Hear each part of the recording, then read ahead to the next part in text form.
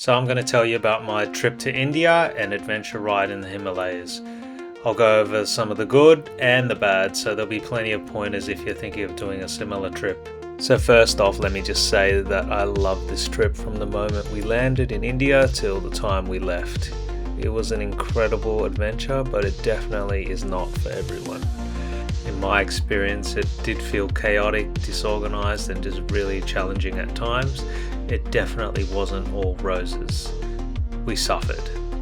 Some of this was due to the tour operator and some of it was just India. Now, in terms of the riding and the scenery that you'll see, I could use words like epic and spectacular, but the truth is there is nothing that I can say that will convey the feeling of being in the Himalayas. The photos and the videos will not even come close. You'd have to go to understand.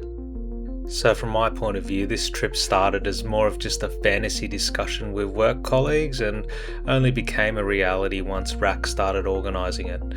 He was the driving force of this trip and a legend who pretty much arranged everything, so I only had to buy my plane tickets and pack my bag. Our group consisted of me, Sandy, Mick, Vic, Div, Rack and Ev. We didn't all know each other at the beginning, but certainly became close during the trip. These guys were such good company and awesome. I don't know how I would have got through the tough parts of this trip without them. Our group arrived in the Kashmir town of Srinagar. This region is actually do not travel, according to the Australian Smart Traveller advice, so I guess that makes us not smart. And it certainly was a massive culture shock to arrive there. There were armoured vehicles and heavily armed military patrolling everywhere. We spent a couple of days in a traditional wooden boathouse and explored the local area. It was a good chance to see how the traffic operates in India before we jumped on the bikes. So in terms of our motorcycle tour, we were going to be in the far north of India, starting in Srinagar and making our way over to Leh, to Turtuk, the Nubra Valley, Pangong Lake, Hanley, past Somoriri, over to Sachu and then to Manali. The trip was around 2,000 kilometers. We would be riding on the tour supplied Royal Enfield Himalayan 411s. We all had various issues with our supplied bikes, such as bald tyres and minor electrical issues. Most of these were rectified by the mechanical support team. Personally, my bike's headlight didn't work and crash bars had to be removed as they were damaged and rattling around. Overall, we agreed that the 411s were great little bikes that were comfortable to ride and well suited to this adventure. My only complaint was the lack of power. It only has 24 horsepower. My normal ride, the Gas 700, has triple that horsepower and 40 kilos less weight. As an intermediate level adventure rider, I didn't find the riding particularly challenging or difficult, and I had an absolute great time on the bike. I really enjoyed wringing the little bike's neck and extracting everything I could out of it. As a bonus, because the bike lacks power, I never felt like I was going particularly fast and I didn't feel like I had any close calls at all. The bike needed to be going downhill and have a tailwind just to get to the 120 km/h max that I saw. What I and our group found difficult were the environmental riding conditions. The sub-zero temperatures, the rain, the snow, wind and the elevation made it the most challenging adventure ride I've ever completed. I definitely underestimated this element of it. I think our group size in the tour was a bit too big. We had like 27 riders, which just made getting going at the beginning of the day and after breaks a real challenge. I did enjoy speaking with the other riders though, who were predominantly from other parts of India. They were all very friendly and welcoming and left me with a great impression of Indian people as a first time visitor. I think the group size contributed to longer than ideal days where we would finish too late. The petrol fill-ups also needed to be seen to be believed. At least on one occasion I thought it was going to be an all-in brawl. Okay, now let me tell you about the food and accommodation. Look, there were numerous nights where we were in tent-style accommodations as well as a very primitive homestay. Power and hot water were not always available, and you can imagine how that felt in near freezing conditions after a long day of riding. And the food, well, look, now I love Indian food, but the food provided often was very repetitive and basic. Again, this just added to the challenge and made things difficult. I was just relieved to see some cornflakes on occasion. Now, it probably sounds like I'm whinging and complaining, but like I said at the beginning, I loved every moment of this trip. There is nothing that I would change about it. The adversity just added to the sense of accomplishment. It's the greatest adventure trip I have done, and it's going to be so hard to top this in the future.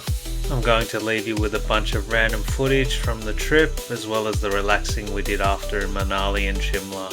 And I just want to say to the boys in our group, thank you for being so awesome, and I really hope we can get together and do another one.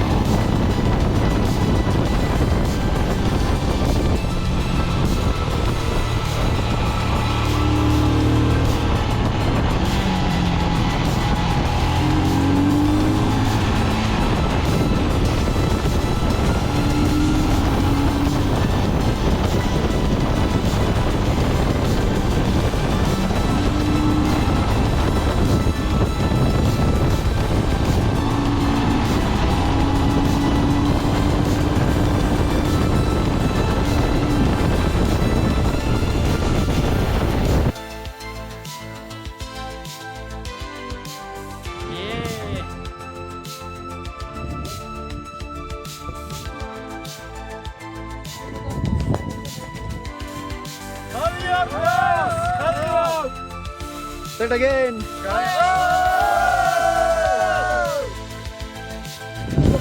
Madam Wimla, the highest road in the world.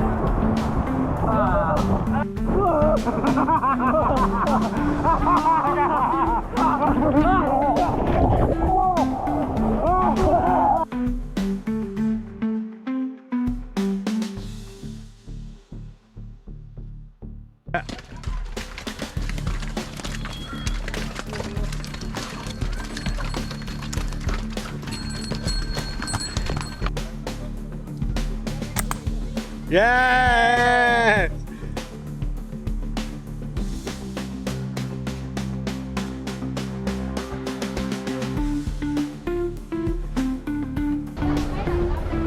Hey guys! This is the safest I've ever felt. Oh! Ow! Get up, I can do that.